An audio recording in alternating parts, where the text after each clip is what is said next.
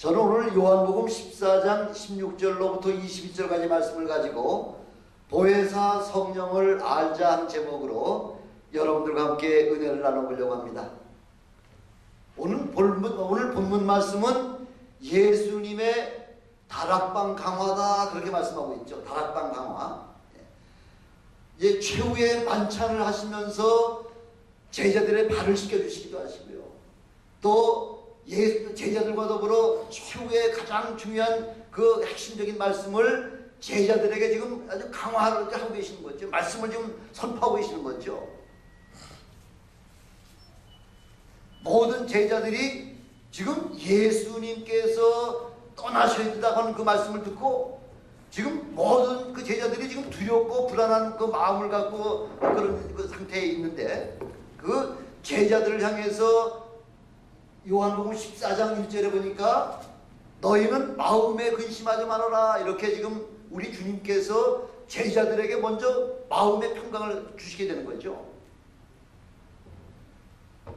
그러면서 우리 주님께서 계속해서 말씀하실 때 내가 이제 너희를 위하여 처소를 예비하러 가노니 처소를 예비하면 다시 너희를 데리러 오겠다.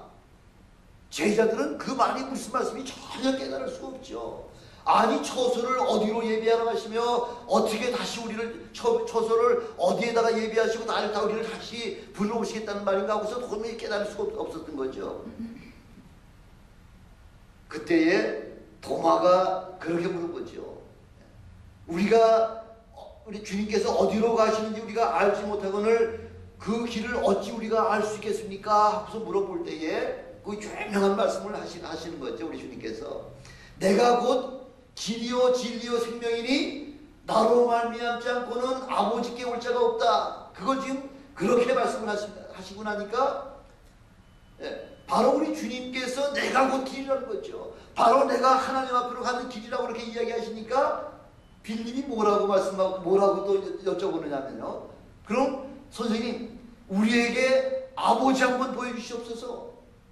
와 하나님 아버지를 보면 보는 즉시 죽잖아요. 그럼에도 불구하고 빌립이 담대하게 예수님에게 그렇게 요청을 하는 거죠. 아버지 한번 보여주시면은 소원이 없겠습니다 하고 이렇게 이야기하니까 지금 우리 주님께서 뭐라고 말씀하시죠? 빌립아 네가 나를 이렇게 오랫동안 나를 보면서도 아버지를 보여달라고 하느냐? 나를 본 자가 바로 아버지를 봤다 지금 그렇게 말씀하고 있는 거죠. 그러면서 오늘 이 유명한 말씀 바로 이 요한복음 14장 16절의 말씀은 뭐라고 말씀하고 있냐? 내가 아버지께 구하겠으니 그가 또 다른 보혜사를 너에게 주사 영원토록 너희와 함께 있게 하시겠다 이렇게 말씀하고 있잖아요. 내가 아버지에게 부탁하겠다는 거죠. 또 다른 보혜사를 보내달라고 그렇게 부탁을 할 텐데 그 또 다른 보혜사가 오시게 되면은 그때는 너희들하고 영원히 같은 자리에 함께 계시겠다 하고 그러지 우리에게 말씀해 주고 있는 거죠.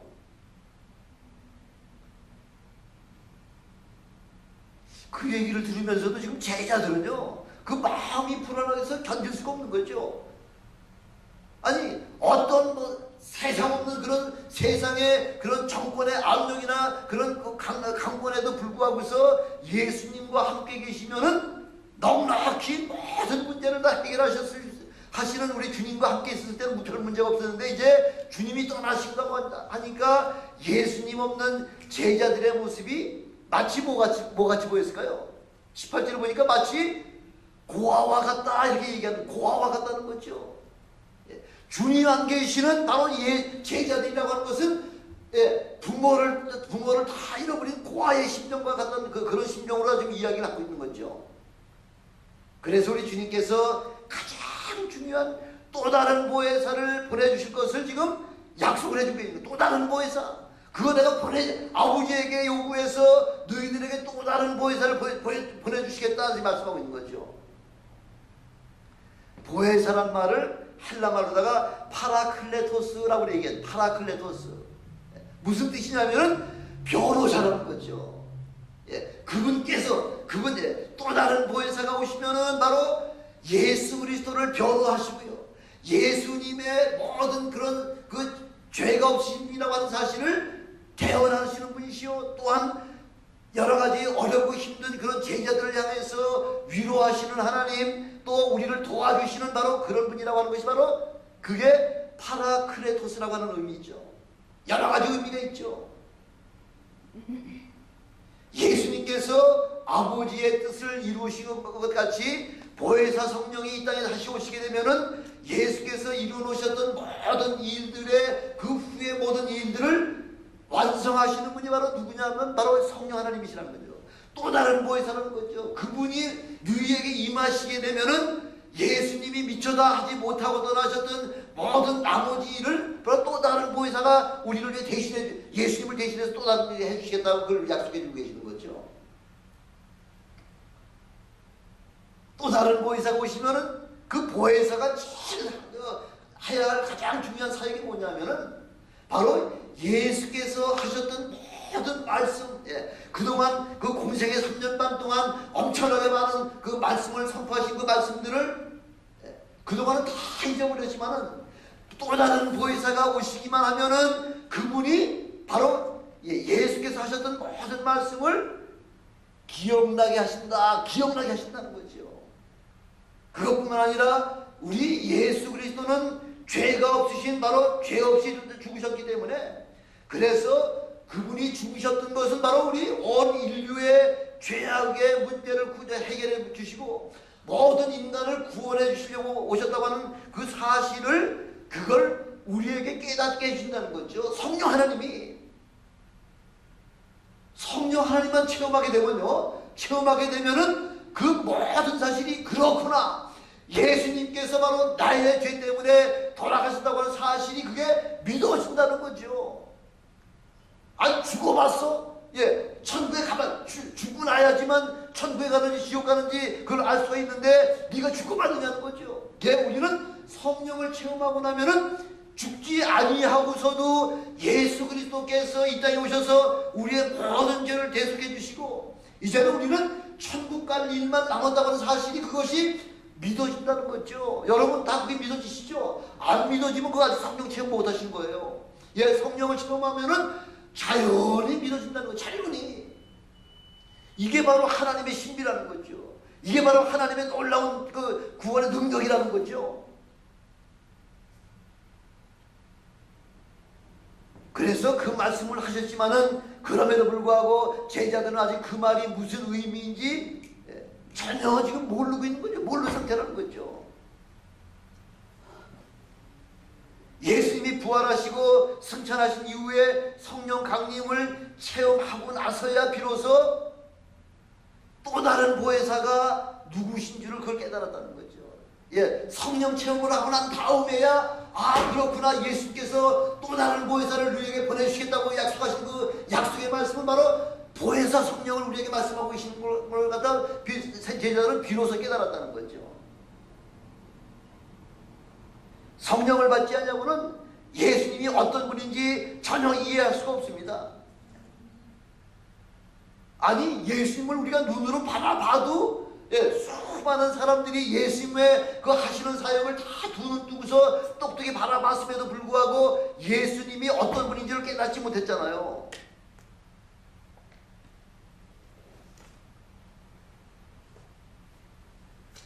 그러나 우리 성령께서 우리에게 임하시고 나면은 비로소 예수가 어떤 분이라고 하는 것이, 그것이 깨달아지고 그것이 믿어진다는 거죠. 그게 참 신앙이라는 거죠.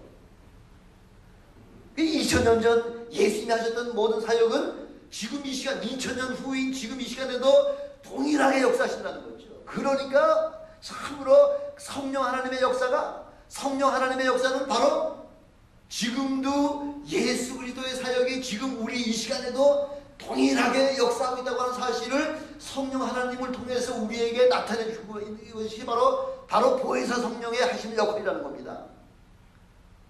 예수님은 가셨지만은 또 가시고 난 다음에 보내주신 그 성령은 지금 이 시간에도 예수 그리스도의 하신 사역을 그대로 계속해서 그 사역이 지금 진행이 되고 있다고 하는 사실입니다.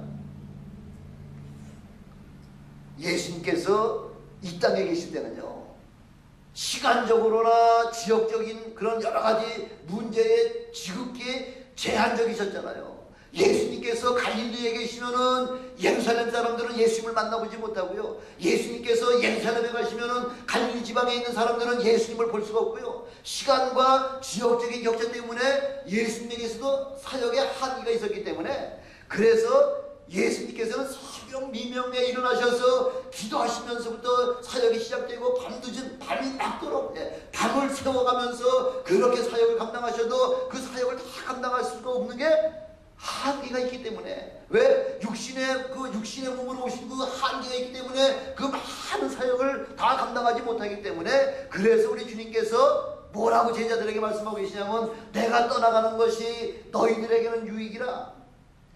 내가 가면 내 이름으로 오실 성령, 그가 오시면 내가 하던 일을 너희도 할 것이요, 내가 한 것보다 더 큰 일도 너희들이 할 수 있겠다 하고서 그걸 우리에게 맡겨주신 거죠. 모든 사역을 성령 하나님, 보혜사 성령이 우리에게 임하시고 나면은 그때부터는 우리에게 맡겨주신 사역, 우리 주님께서 하시던 사역은 물론이거니와 주님이 하시던 것보다 더 큰 일까지도 우리에게 그 감당할 수 있는 능력 우리에게 베풀어 주신다. 그거 우리에게 약속해 주고 계신 거죠. 또 다른 보혜사는 형체가 다른 바로 예수님이세요. 하시는 역할이나 하시는 모든 능력 같은 것이 예수님과 동일하십니다. 그래서 또 다른 보혜사를 이야기할 때는, 또 다른 보혜사를 체험하게 되면 그 순간부터 성령이 우리 안에 내주하시면서 예수님이 행하시던 모든 기사와 이적과 능력이 바로 그대로 내게도 동일하게 나타난다고 하는 사실이죠. 예수님이 계실 때는 예수님께로부터 능력을 우리 받기만 하던 존재였었습니다. 받기만 하던 존재였지만은 이제 보혜사 성령이 우리에게 임하시기만 하면은 그 다음부터는 우리가 이제는 예수님이 하셨던 능력을 우리에게 이제는 나누어지며 베푸는 자리로 우리의 신분이 그렇게 바뀌어진다는 거 하는 사실이죠. 그래서 우리 하나님께서는, 주님께서 우리에게 지금 말씀하고 계시는 것은 마지막 순간까지 너희가 성령을 받아라, 너희에게 평강이 있을지어다 하고서 떠나시는 그 순간까지 계속해서 우리에게 성령 충만함을 받으라고 그렇게 말씀하고 계시는 거죠. 성령 충만이 바로 예수 충만입니다. 보혜사는 예수님을 변호하시고 또한 우리들을 위로하실 뿐만 아니라 우리들이 하는 모든 사역을 친히 그분께서 도와주시는 분이라는 거죠. 그래서 성령의 이 또 다른 보혜사를 우리가 받아야 된다고 하는 그 첫 번째 목적은 뭐냐면, 또 다른 보혜사는 바로 예수 그리스도이시기 때문에, 예수님이시기 때문에, 그래서 우리에게 또 다른 성령을 우리에게 받으라고 지금 말씀하고 계시는 겁니다. 16절에 보니까요. 16절에 보니까 뭐라고 지금 나와 있죠? 16절에 보니까 자세하게 나와 있죠. 내가 아버지께 구하겠으니. 또 다른 보혜사는 형태가 다른 분이지만은, 그러나 또 다른 그 보혜사는 바로 예수님의 역할을 동일하게 할 수 있는 바로 또 다른 예수님이라는 거죠. 또 다른 보혜사를 아버지 앞에 그렇게 구해서 구하겠다 이렇게 말씀하고 있죠. 하나님 아버지 앞에 지금 구하시는 분은 누구예요? 예수님께서 너희들 걱정하지 마, 내가 올라가면은 내가 또 다른 보혜사를 아버지에게 부탁을 해서 또 다른 보혜사를 너희에게 보내줄 테니까 염려하지 마. 그래서 지금 그거 우리에게 첫 번째 14장 16절 첫 번째 말씀은 그렇게 말씀하고 있죠. 두 번째는 그렇게 주님께서 요구를 하시면 누가 보내주신다는 거예요. 구하겠으니 그가 또 다른 보혜사를, 그가 어떤 분이에요? 하나님께서 또 다른 보혜사를 너희들에게 보내주시겠다 이렇게 얘기하고 있는 거죠. 기도는 주님께서 부탁을 하면 우리 하나님께서 보내주시고요. 16절에 보니까 보냄을 받는 분이 누구세요? 보냄을 받는 분이 누구세요? 또 다른 보혜사, 또 다른 보혜사가 하나님의 보내심을 받아서 바로 여러분들 심령 가운데 그렇게 임하시면은 그런 예수님이 하셨던 모든 사역을 우리는 동일하게 할 수 있다고 하는 사실을 그걸 지금 말씀해주고 있는 거죠. 저는 여기 보세요. 14장 16절에 보면은 요 한 구절만 가지고서는 뭐를 할 수가 있을까요? 예수님은 요구하시고요, 아버지는 보내주시고요, 성령 하나님은 보냄을 받아서 우리에게 오시는 분, 바로 뭘 여기서 볼 수가 있을까요? 한 구절 가지고 삼위일체를 볼 수가 있는 거예요. 삼위일체의 삼위일체 하나님, 예수님은 강구하시고요, 하나님은 보내주시고요, 보냄을 받은 성령은 보냄을 받아서 우리에게까지 오시는 바로 삼위가 하나의 역할을 감당하면서 성령 하나님, 바로 또 다른 보혜사, 또 다른 예수 그리스도를 우리에게 보내주신다는 걸 지금 약속해 주고 계시는 거죠. 왜 이렇게 성령을 우리가 받아야 되냐면, 성령의 도움이 없이는, 성령이 없이는 예수님을 전혀 알 수가 없다는 거죠. 알 수만 없다는 뿐만이 아니라 믿을 수도 없고요, 영접할 수도 없다는 거죠. 세상 지식 가지고 여러분 예수님을 알 수 있을까요? 아닙니다. 세상 지식 가지고서는 도무지 예수를 깨달을 수가 없다는 겁니다. 그러니까 어떻게 하라는 얘기예요? 성령을 사모하라는 거죠. 성령 받기를 간절히 구하라는 거죠. 이렇게 성령 받기를 구할 때에 우리 하나님께서는 여러분들에게 성령을 거저 주시겠다 지금 약속해 주고 계시는 거죠. 바로 성령 충만은 예수 그리스도의 은혜가 넘친다는 말씀이죠. 그래서 성령이 우리에게 임하시는 순간부터 어떻게 하겠다고 지금 말씀하고 있죠? 성령이 우리에게 임하시는 순간부터, 그때부터는 예수님이 이 땅에 계시던 그 시츄에이션, 그 상황하고는 완전히 다른 상황이라는 거죠. 예수님이 저쪽에 갈릴리에 가 계시면은 지금 예루살렘에서는 예수님을 만나볼 수가 없고요, 예수님이 예루살렘에 계시면 갈릴리 사람들이 예수님을 만나볼 수가 없지만은, 성령이, 보혜사 성령이 오시게 되면은 어떻게 된다고요? 너희에게 주사 영원토록 너희와 함께 계시겠다는 거예요. 우리와 동행하시겠다는 거죠. 동행하고, 이게 뭐죠? 너희와 영원히 너희와 함께 있게 하시겠다. 다른 말씀이 무슨 말씀이에요?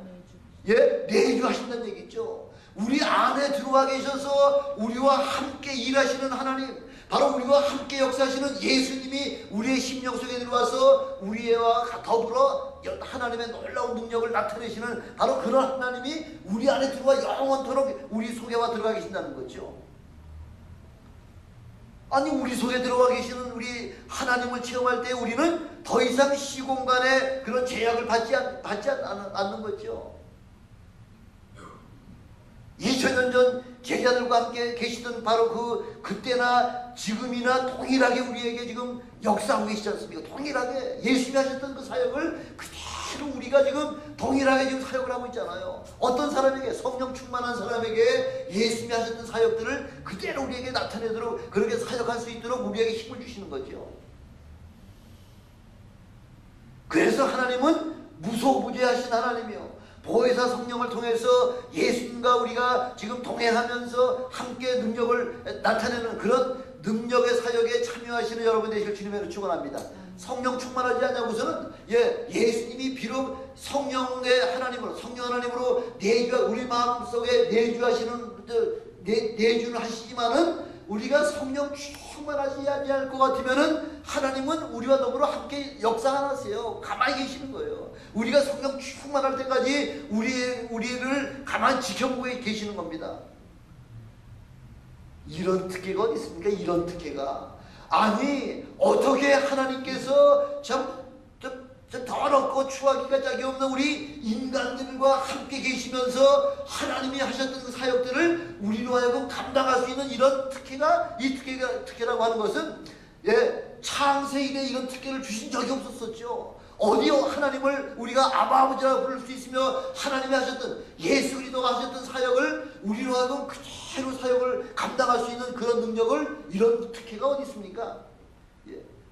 이렇게 우리 하나님께서 우리에게 은혜를 주시고 능력을 주신다고 할 때에 하나님 앞에 간구해서 그런 능력을 체험하시는 여러분 되시길 주님으로 축원합니다.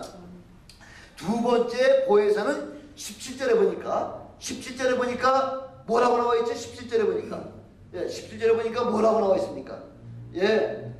17절에 보니까 저는 진리의 영이라. 누가 진리의 영이라는 거예요? 바로 보혜사 성령, 또 다른 보혜사는 바로 진리의 영이라는 거죠. 진리의 영. 진리가 바로 뭐냐면, 진리가 뭐예요? 하나님의 속성이라는 거죠. 시편 31편 5절에 보니까 진리의 하나님 여호와여, 나를 구속하셨나이다 하고 다윗이 이렇게 고백하잖아요. 바로 진리의 하나님, 바로 그분은 나를 구속하신 하나님, 나의 죄의 문제를 해결하신 하나님이라는 거죠. 바로 진리의 속성은 하나님이실 뿐만 아니라 진리는 예수 그리스도 자신이시잖아요. 지금 도마가 지금 주님이 어디로 가시는지 어떻게 우리가 어떻게 합니까? 물어봤을 때 내가 곧 길이요 진리요 생명이니 나를 믿는 자는 나를 통하지 않냐고서는 아버지께로 올 자가 없다고 그렇게 우리 주님께서 말씀하고 있잖아요. 바로 우리 예수 그리스도가 바로 하나님 앞에 갈 수 있는 진리의 바로 길이라고 하는 거죠. 그래서 이 보혜사 성령은요, 세상은 능히 저를 받지도 못하고 보지도 못할 뿐만 아니라 알지도 못한다는 거죠. 세상은 알 수가 없습니다. 아니 예수님이 지금 십자가를 짊어지고서 지금 골고다 삼정을다가 지금 올라가고 있을 때에 수많은 예수님을 따라다니는 수많은 여인들이 지금 예수님을 따라가면서 어떻게 하고 있죠? 울고 있잖아요. 울고. 왜? 그 여인들의 눈에는 예수님이 지금 죄인의 모습으로 십자가를 지금 짊어지고 가는 그 죄인의 모습만 생각했지 예수님의 그 이면에 그 놀라운 하나님이 그 사역을 담당하시는 그 역사를 깨닫지 못했기 때문에 통분해가지고 울 수밖에 없는 거죠. 그 마침내 골고다 산정에 가서 십자가에 매달려 있는 그 예수님을 바라보면서 지금 대제사장들과 장로들과 서기관들과 로마 병정들과 또한 많은 백성들이 둘러앉아가지고 지금 예수님을 야유하고 예수님을 희롱이나 했지 예수님의 예수가 참 보혜사이신 줄을 예수님이 참 하나님이신 줄을 그걸 깨닫지 못했다는 거죠. 그러니까 희롱하고 야유하고 네가 하나님의 아들이면 한번 십자가에서 내려와봐, 네가 유대인의 왕이면 너도 구원해보고 우리도 한번 구원해봐 하고서 그렇게 희롱을 하게 되는 거죠. 모르기 때문에, 보면서도 모르잖아요.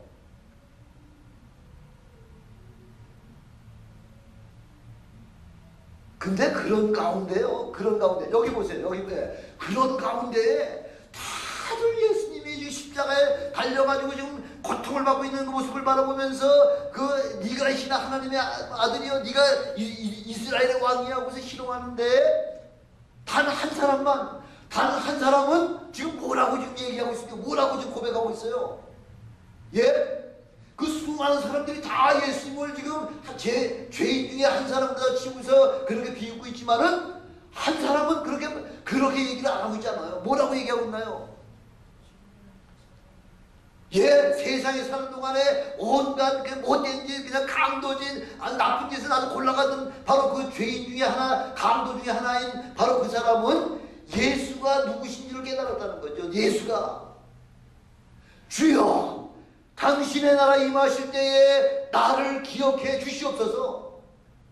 아마 그 이야기를 예수께서 들으시고 난 다음에요, 제가 생각해봐도 엄청나게 주님이 놀라셨을 것 같아요. 엄청나게.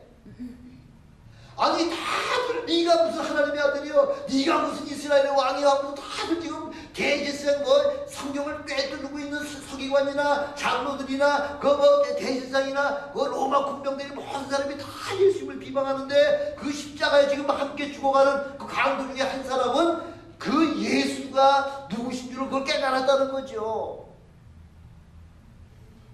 예수님의 마음을 감동시킨 분 계시잖아요. 또 있잖아요. 그렇죠? 로마 베드로전서 마태복음 8장 10절에 보니까 그 로마 백부장이요, 내 집에 오심을 내가 너희 하인을 고쳐주리라, 내가 너희 집에 가서 고쳐주리라 할 때 주여 나는 주님을 내 집에 모시게 감당할 수가 없습니다. 다만 말씀으로만 해주시옵소서. 내게도 상관이 있어서 상관이 있고 내게도 졸병이 있어가지고 내 부하에게 이것을 하라 저거 이걸 하고 저걸 하지 말라 그러면 안 하면 모든 게 명령체제 하에서 이 군대 생활을 하는 내가 바로 당신은 하나님의 아들이시기 때문에 굳이 우리 집까지 모시는 것을 나는 감당할 수가 없습니다. 근데 주님이 얼마나 감격하셨어요. 주님이 뭐라고 말씀하셨잖아요. 말씀하셨죠? 주님께서 뭐라고 말씀하셨죠? 내가 이스라엘 중에서도 이만한 믿음을 보지 못했다 하고 칭찬하시면서 마태복음 8장 13절에 보니까 가라 내 믿음대로 될지어다. 너 믿음대로가 네가 무엇을 믿었든지 간에 믿음대로 될지어다 하고서 모든 권세를 백부장에게 위임해 하시면서 우리 주님께서 얼마나 감격하셨어요. 이스라엘에서도 이만한 믿음을 만나본 적이 없는데 바로 외국인 그 로마 백부장이야말로 이렇게 내가 누군지를 그걸 깨달아 알았다는 거죠. 아마 로마 백부장을 그렇게 믿음을 바라본 이후에 두 번째 하나님 우리 주님께서 놀란 사건이 바로 십자가 그 같이 매달린 그 강도 중에 한 사람이 나는 주여 당신이 나를 임하실 때 나를 기억해 주시옵소서 이 말씀을 아마 두 번째 들었을 것 같아요. 다른 성경에는 이렇게 우리 주님의 마음을 감동시킨 사건이 없었으니까 그 말씀을 듣자마자 그 즉시 그래 오늘 내가 나와 더불어 낙원에 있으리라 바로 오늘 이 순간에 너는 구원받았다 하면서 그렇게 선포해 주시잖아요. 저는 여러분들이 바로 오늘 이 시간에 이 시간에 여러분 구원받으실 주님을 축원합니다. 올해도 신앙생활을 오래 하고 뭐 모태적부터 신앙을 했다고 하더라도 보혜사 성령을 받지 못하면은 이런 고백이 나타나질 않죠. 모르죠. 도무지. 아니 예수님을 3년 반 동안 따라다니던 제자들도 예수님이 부활하되 사전에 다 이렇게 말씀하시고 내가 예루살렘에 내려가면 장로들에 의해서 고난을 받고 죽을 건데 사흘 만에 부활할 거다고 다 이미 다 예약을 해놓으셨음에도 불구하고 제자들은 걸음 하나 살려라고 다 도망가잖아요. 주님이 십자가에 못 박혀 돌아가실 때 그 사도 요한 하나만 빼놓고 다 나머지 10명이 다 도망가 버렸잖아요.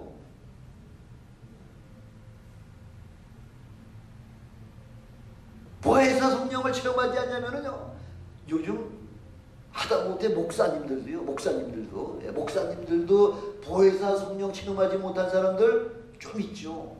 그래서 강단에서 엉뚱한 소리 하고 있잖아요. 엉뚱한 소리. 창세기 1장부터 11장까지는 그거 실제 아니고 그게 뭐라고 얘기하나요? 신화예요, 신화. 창세기 1장부터 11장까지가 신화라고 할 것 같으면 우리 예수 더 이상 믿을 필요가 없습니다. 더 이상 하나님 앞에 나올 필요가 없는 거예요. 신화니까. 신학자요, 목사들이 그런 소리를 하고 있는 사람들이 있다니까. 그런 사람 보혜사 성령 받았을까요? 못 받았을까요? 못 받았어요. 명칭은 박사요, 목사요, 뻑적지근하게 그 명칭은 받아나 진짜 구원을 받지 못한 바로 멸망받을 수밖에 없는 그 존재가 바로 그런 사람들이라는 거죠. 아직 보혜사 성령을 체험하지 못한 그런 분이 계시다면 바로 보혜사 성령을 체험하십시오. 이것이야말로 하나님의 역사요, 하나님의 기적이요, 바로 하나님의 신비라는 거죠. 여러분, 보혜사 그 성령을 체험하지 못한 신앙이라는 건요, 고역이에요, 고역. 그런 고역도 없지. 마치 도살장에 끌려가는 그런 아마 기분일 겁니다. 이 자리는 아마 그런 분이 한 분도 안 계시겠지만 예배 시간이 지루해. 왜 그렇게 말이 길어? 왜 찬송가도 한 번 불렀으면 됐지? 조금 한 두 장만 부르면 두 곡만 부르면 됐지? 그걸 몇 곡을 부르고 또 부르고 또 부르고 그렇게 아우 지겨워. 성령 체험하지 못하면 그렇게 느껴지는 거예요.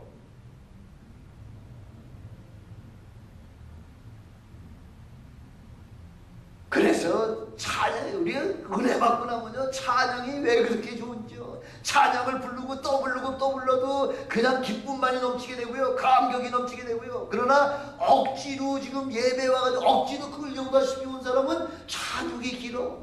말씀이 길어. 말씀 좀 짧게 해줘. 기쁨이 없어. 감격이 없어. 재미가 없어. 그러니까 재미가 없으니까 교회 오고 싶은 마음이 없는 거죠. 저는 보혜사 성령을 체험하시는 여러분들이 되시길 주님으로 축원합니다.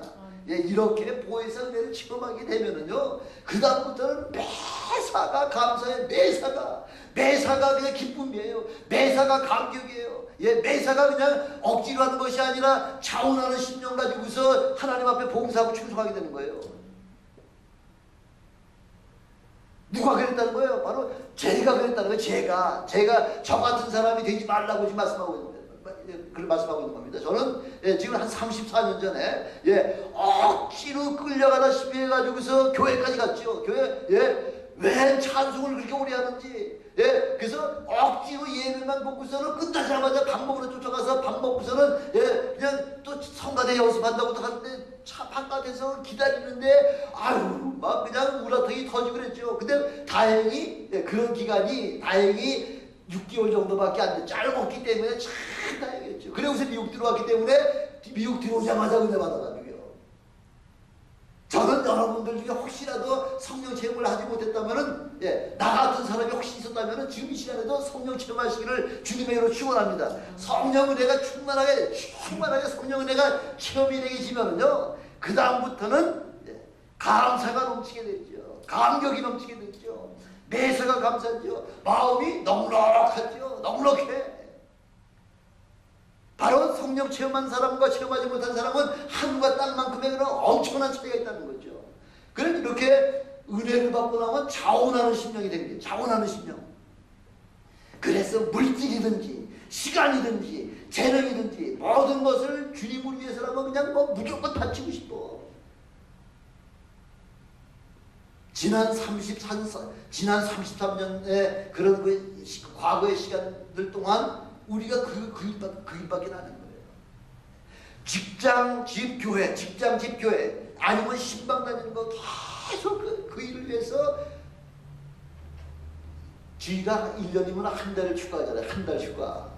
시크까지 합치면 2달도 쓸 수가 있고 그렇게 되지만은 그 많은 시간들을 다 주님을 위해서 시간 다 드리고요. 물질 다 드리고요.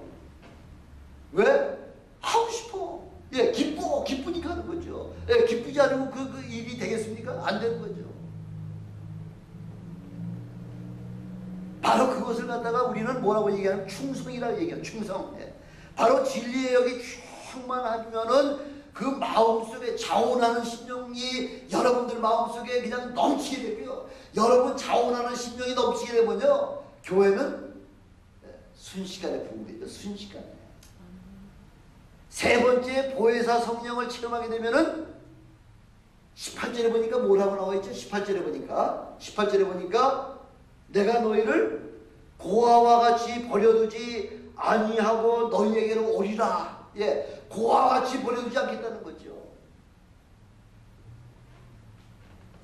제 어릴 때 얘기 다시 한 번 또 간증을 하죠. 아마 한 6, 7살쯤 됐을 겁니다.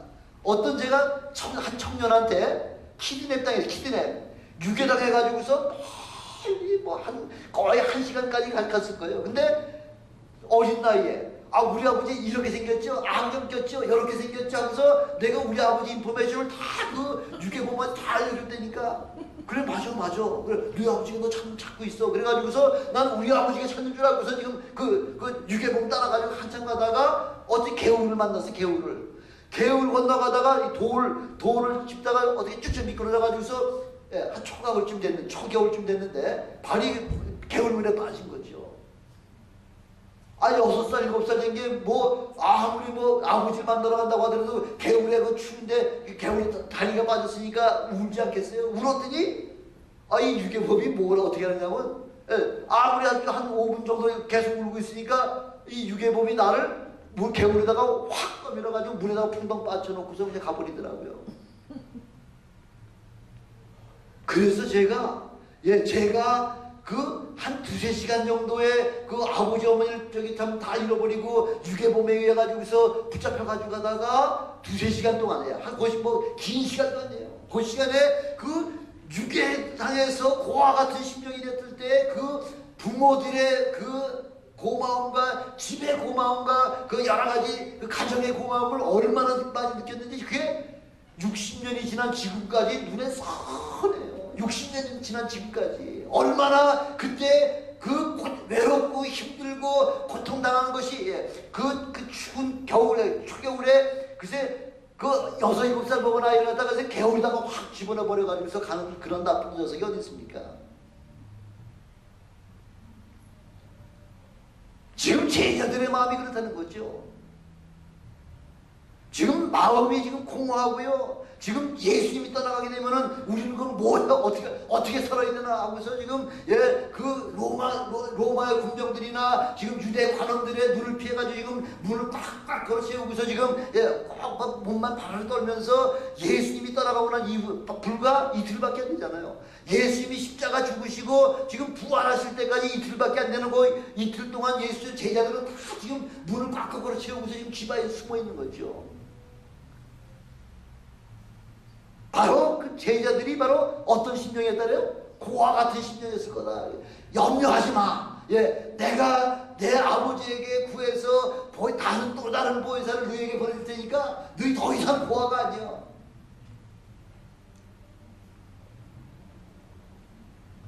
그래서 우리 주님께서는 제자들이 있는 그곳에 찾아오셔가지고 2번씩이나 그 부활하신 주님을 제자들에게 보여주셨음에도 불구하고 제자들은 부활하신 주님을 2번씩이나 체험하고서도 나 고기 잡으러 간다 하고서 지금 저 갈릴리 디베라 바다로 다시 고기 잡으러 가잖아요. 이게 예수님과 3년 반 동안 함께 지나며 예수님의 제자로 지나던 바로 그 제자들의 그 마음이 바로 그렇게 공허하다는 거예요. 왜? 예수님을 떠나면 예수님이 그 은혜를 아직까지 체험을 했음에도 불구하고 성령, 보혜사 성령을 체험하지 못했기 때문에 나는 고기 잡으러 간다 하고서 그렇게 부활하신 주님을 만나고서도 디베랴 바다가로 가는 게 바로 그게 인생이라는 거죠. 그래서 우리 예수님께서 그 디베랴 끝바다까지 쫓아가셔가지고서 네가 나를 사랑하느냐 베드로에게 3번씩이나 다짐하시면서 또 마지막 그 감람산에 승천하실 때는 500여 성도들을 다 모아놓고 너희들은 예루살렘을 떠나지 말고 전혀 기도에 힘써. 전혀 기도에 힘쓸 때에 바로 또 다른 보혜사 성령을 너희에게 보내줄 텐데 성령이 너희에게 임하시면 그러면 온 예루살렘과 온 유다와 사마리아와 다른 가지 이르러서 그때 가서 나의 증인이 되어달라 하면서 그것이 우리에게 분방하고 계시지 않습니까? 성령 체험하기 위해서는 전혀 기도 이외에는 다른 방법이 없다는 거죠. 여러분 성령 은혜 체험하고 싶으십니까? 여러분 주님이 하시던 사역을 여러분 동일하게 하시고 싶습니까? 여러분 전심으로 기도하십시오. 기도하시면 20절에 보니까 그날에는 어떤 날이라죠? 그날이 20절에 보니까 20절 그날에는 뭐라고 좀 나와있냐면요. 그날에는 내가 아버지 안에 너희가 내 안에 내가 너희 안에 있는 것을 너희가 알리라. 성령을 체험하게 되면요. 예수님이 아버지 안에 아버지가 예수님 안에 예수가 내 안에 우리가 예수 안에 들어가서 예수 안에 들어가기만 하면은 예수가 내 안에 들어오기만 하면은 성령이 예수 이름으로 내 안에 들어오시기만 하면은 그때부터는 너희가 무엇이든지 원하는 대로 구하라 이렇게 말씀하고 있죠. 21절에 보니까 누구든지 내 계명을 지키는 자는 나를 사랑하는 사람이라고 말씀하고 있잖아요. 누구든지 내 계명 지키는 자. 예수님의 계명이 뭐예요? 뭐가 예수님의 계명이에요? 예수님의 계명은 예수님께서 공생애 생활하던 3년 반 동안 우리 제자들에게 하셨던 모든 말씀 전체가 바로 예수님의 계명이라는 거죠. 그 예수님의 말씀을 잘 지키기만 하면은 바로 예수님을 사랑하는 사람이라는 거죠. 바로 예수님의 모든 말씀을 잘 지키는 자이야말로 성령 충만을 받은 사람이에요. 성령 충만이라고 하는 말씀은 다른 말로다가는 말씀 충만이라는 거예요. 말씀 충만이라고 이야기하는 것은 다른 말로다가는 능력 충만이라는 거죠. 이렇게 성령 충만, 말씀 충만, 능력 충만이 되면은 그러면 그 다음부터는 요한복음 15장 7절에 보니까 만일 너희가 내 안에 내 말이 너희 안에 있으면 무엇이든지 구하라는 거예요. 무엇이든지. 이거는 되고 저거는 안 되는 것이 아니라 무엇이든지 구하면은 그러면은 그대로 이루어진다고 약속하고 계시죠. 바로 이렇게 보혜사, 또 다른 보혜사는 이렇게 우리에게 신앙생활에 엄청난 능력과 엄청난 그런 역사가 나타나는 그런 일에 관여된 그런 하나님의 그 사역에 참여하시는 저와 여러분이 되실 주님으로 축원합니다. 기도하시겠습니다. 전능하신 아버지 하나님 감사합니다.